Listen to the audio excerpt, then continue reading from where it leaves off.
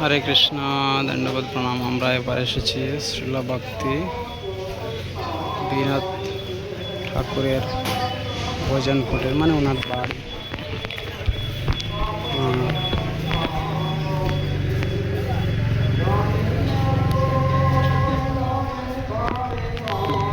দর্শন করিয়ে দিচ্ছি শ্রীল ভক্তি বিনোদ ঠাকুরের ভজন কুটির। এখানে বেশি কিছু বলা যাবে না, এখন ভজন চলছে।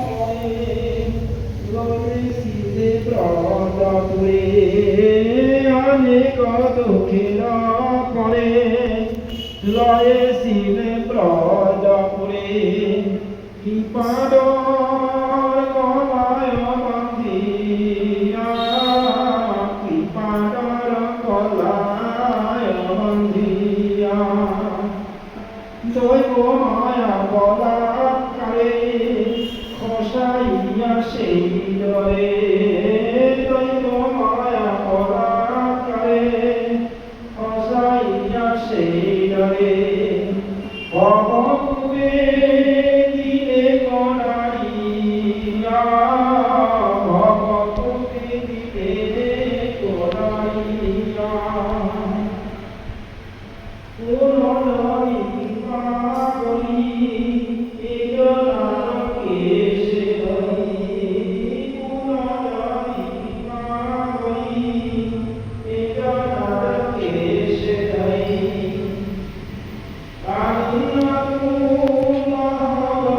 এই হলো ভক্তি বিনোদ ঠাকুরের সেবিত বিগ্রহ গৌর গদাধর।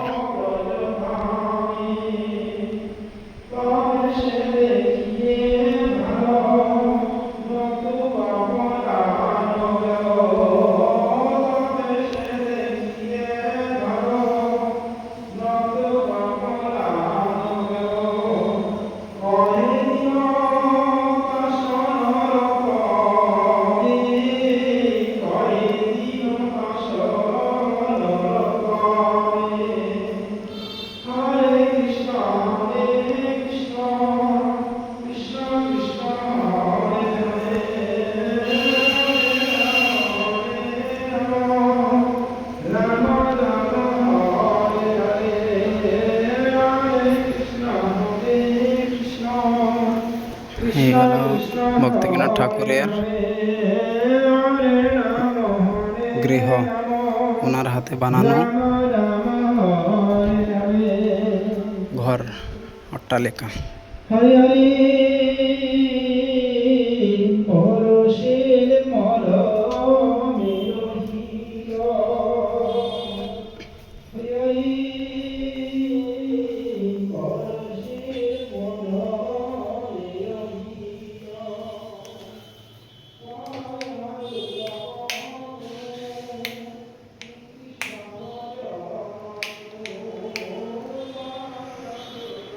হরে কৃষ্ণ। এই হলো ভক্তি বিনোদ ঠাকুরের কেরোসিন তেলে ব্যবহৃত পাংখা, বৈদ্যুতিক পাংখা কেরোসিন তেলের দ্বারা ব্যবহার করতেন। আর এই ওনার কাপড় রাখার আলনা।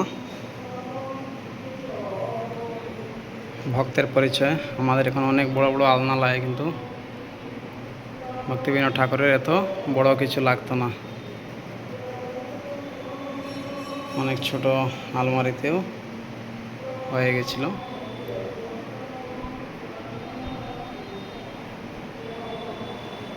উনি এই গ্রন্থগুলো অধ্যয়ন করতেন।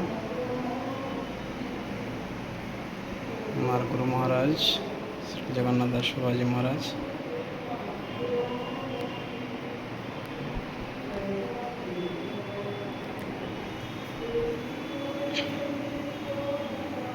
নিয়মটা মেনে চলতে হবে আমাদের।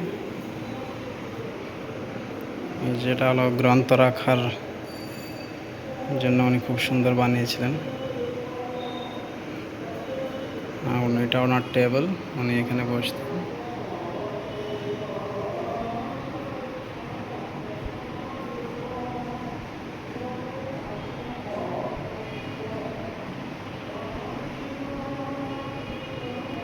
এটা ছিল ওনার বিছানা। হরে কৃষ্ণ। এবার আমরা যাব ভক্তির সিদ্ধান্ত সরস্বতী ঠাকুরের। লাইটটা বন্ধ করে দিই, পাখা বন্ধ করে দিই। হরে কৃষ্ণ। এখানে অন্ধকার।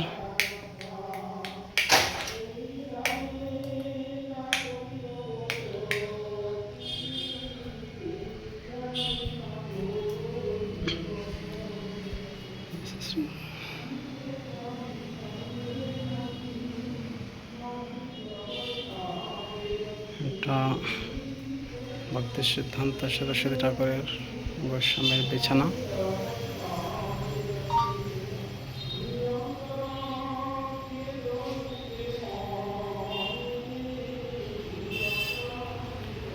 উনি ওনার গুরু মহারাজ গৌর কিশোর দাস বাবাজি।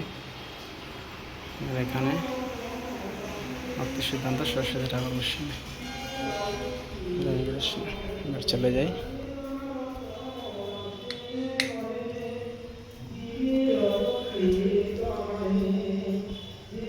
এখানে ভিতরে কথা বলার নিয়ম নেই, তাই বলে নীরব থাকতে পারবো।